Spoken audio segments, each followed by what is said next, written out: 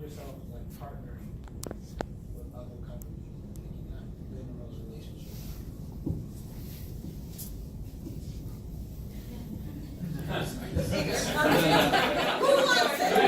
Partnering? Not competing? Here. Just really from a business model standpoint, and the principles are really transcend industry. Collaboration is just a part of doing business and relationships. And I would also say that, I mean, when you have an industry where you have to differentiate yourself based upon value, right? What do you do differently?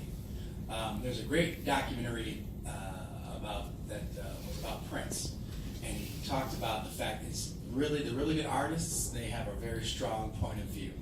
I think any good brand has a very good strong point of view, right? So you have to solve the problems that your competitor is not willing to solve. You'll never be out of work.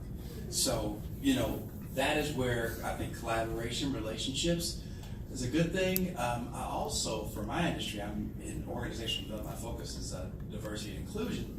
But I don't do it just in West Michigan. We do it in 6 other countries as well. So what we did is I would also say is that never limit yourself geographically, because if you work in an industry where you don't have limits geographically, then go beyond the limits.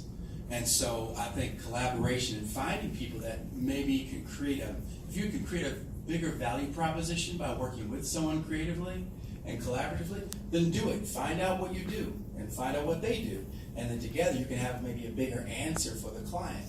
So whatever that is, the point is unique selling proposition, that your unique point is really, really huge. And it's not just in videography. It's going to be in anything you do.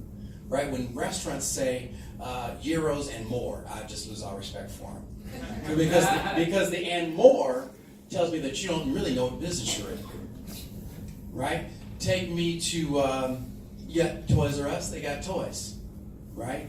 When I go to Sprinkles, cupcakes, they do cupcakes. You know what I mean? The point is the power of a brand is in direct proportion to its focus. And that includes you. Right, but whatever you do as a brand, so done. You can talk to them after. My question is, you guys talked about financing and the fact that you're doing commercial work and not, more narrative stuff. I guess my question is, why is that the case? Is it fundraising? Why is there not the economic model for us to do more cinema in Grand Rapids? Right now we're at a Star Garden, so we're kind of plugged into the VC community here, and there's not much going on as far as investment in film, at least from our perspective. Platform, I mean, Kickstarter is kind of the way that, seen any friends of ours that have made a feature-length film, or even a short film, have come from Kickstarter. So more of that crowdsourcing. So I think that's a huge opportunity. I think that we're missing here is more of an investment, into film, and so that's something that, Really quick, I'm producing a feature film right now called Black Girls Be Like, which I'm very excited. We're doing a big fundraiser at the next month. But so we raised $8,500 on Indiegogo.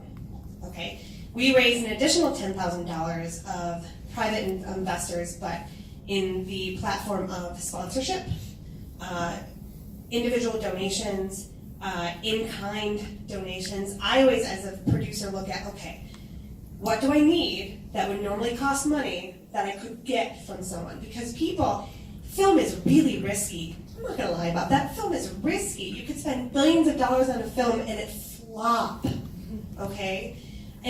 Or you could spend 10 grand on a film and it wins an Oscar. You never know. So my model is, okay, what would cost money that I could get? Because people are really tight with their money, but people want to give something. And if so, you could go to Costco and say, hey, I need 18 cases of water. You got it. Or you go to Costco and like, I need 10 grand. For what? That's more risky, but they know they can give me water.